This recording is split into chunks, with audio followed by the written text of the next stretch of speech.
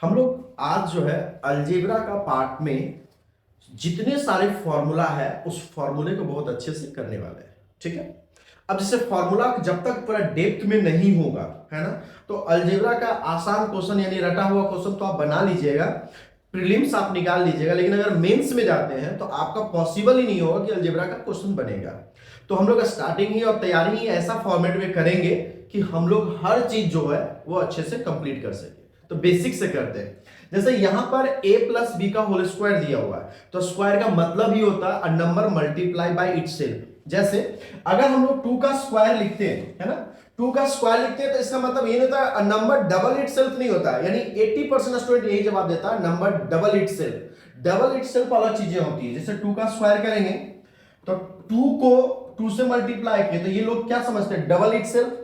लेकिन अगर 3 की बात करते हैं तो 3 को डबल करेंगे तो 6 आ जाएगा, तो ये स्क्वायर नहीं होता है। यानी डबल इटसेल्फ कोई स्क्वायर नहीं होता है, यानी a number multiply by itself. अगर 5 है तो 5 से मल्टीप्लाई हुआ तो वो स्क्वायर होता है। ठीक है, तो आ जाइए यहां पे।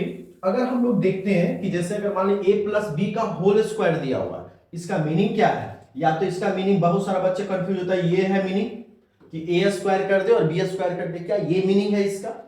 नहीं ना। क्यों नहीं है? क्योंकि अगर मान लो a प्लस बी का होल स्क्वायर है तो ये a स्क्वायर हो गया, बी स्क्वायर हो गया, दोनों पे स्क्वायर दे दिए। लेकिन इसको पहले आप डिटेल्स में समझिए क्यों नहीं है। ये कहता क्या है, a प्लस बी का होल स्क्वायर क्या करता है, a plus B into A plus B, यही सेम चीज कहता है ना। ठीक है, अब हम इसको मल्टीप्लाई करेंगे तो ये हमारा जो महर्षि आईआईटी पे वीडियो है आप उसको देखिएगा, उसमें आपको क्लियरिटी होगा, क्योंकि यहां पर समय बर्बाद नहीं करेंगे। ठीक है, तो ये मल्टीप्लाई करते हैं तो मेरा रिजल्ट क्या आता है, रिजल्ट मेरा आ जाता है यहां से A square plus B square plus 2ab, ये मेरा रिजल्ट आता है। ये एक्स्ट्रा कहां से आया, ये मल्टीप्लाई करने के बाद पता चलता है। अब देखो, इसी कॉन्सेप्ट को यूज करते हुए हमारा एग्जाम में इस पे क्वेश्चन बनाता है, यानी क्वेश्चन हमें बोलता है कि अगर इसका वैल्यू, मतलब अगर क्वेश्चन सिंपल ये आता है x प्लस 1 बाई एक्स का वैल्यू अगर 6 है तो हमें क्वेश्चन में ये पूछा जाता है x square plus 1 upon x square का वैल्यू क्या होगा। ज्यादातर क्वेश्चन यही पूछा जाता है। आखिर ये क्वेश्चन क्यों बना, ठीक है, इसको सोचने की बात होगा। जो भी एग्जामिनर है ये क्वेश्चन को क्या सोचकर बनाया, ये भी हमें देखने की बात है। क्यों बना, पहले इसका लॉजिक आते हैं। आप डिटेल्स में देखिए, पहले पूरा डिटेल्स में समझिएगा तब ज्यादा मजा आएगा पढ़ने में। ठीक है, देखो होता क्या है, जब हम इसका स्क्वायर करते हैं तो पहले हो जाता है ए स्क्वायर, यानी पहले जो ए के प्लेस पे, यानी जो पहला प्लेस पे होगा उसका स्क्वायर हो जाएगा, प्लस 1 बाई एक्स का होल स्क्वायर। तो होल स्क्वायर से यानी होल स्क्वायर तो है, और अगर यहां पे प्लस है तो कितना जाएगा 2 इंटू ए इंटू बी, बी के प्लेस पे कितना हो जाएगा 1 बाई एक्स। इसी फॉर्मूला पे हमारा ये कॉन्सेप्ट को लाया गया। और लाने के बाद क्या होता है कि ये वाला कॉन्सेप्ट यहां से कैंसिल आउट हो जाता है। इसके बाद अगर हम बात करते हैं तो एक्स स्क्वायर, अब देखिए कभी भी अगर आपको a प्लस बी का होल स्क्वायर हो तो अगर इसे हम स्क्वायर रूट से इस ब्रैकेट से बाहर निकालेंगे तो ए स्क्वायर भी हो जाएगा और नीचे वाला वैल्यू पे क्या हो जाएगा, बी स्क्वायर। सिमिलरली यहां पर भी वही चीज हो रही है, यानी 1 का स्क्वायर हमारा 1 ही रह जाएगा, और x का वैल्यू तो यहां पर कितना हो जाएगा एक्स स्क्वायर, और ये वैल्यू हमारा कितना हो गया +2। ये लॉजिक हुआ हमारा यहां पे। अगर हम x प्लस 1 बाई एक्स का स्क्वायर करते हैं तो हमें मिलता है x square plus 1 upon x square plus 2। ठीक है ना, ये बना, तो ये किससे बना, a प्लस बी के होल स्क्वायर के फॉर्मूला पे। अब बताओ, ये डिटेल्स में हम लोग मल्टीप्लाई किए जाने तब हम ये बना पाए।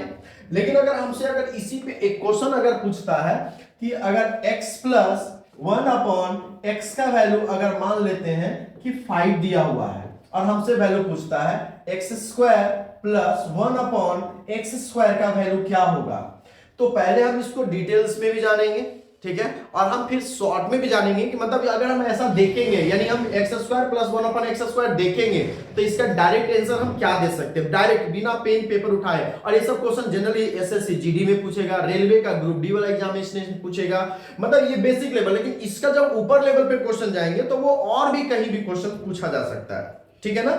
अब देखो, अभी हमको x square plus 1 upon x square आएगा कहां से, x square plus 1 upon x square आएगा कहां से, तो इसके लिए क्या करना होगा कि स्क्वायरिंग बोथ साइड, यानी हम दोनों साइड को क्या करेंगे, स्क्वायर कर देंगे।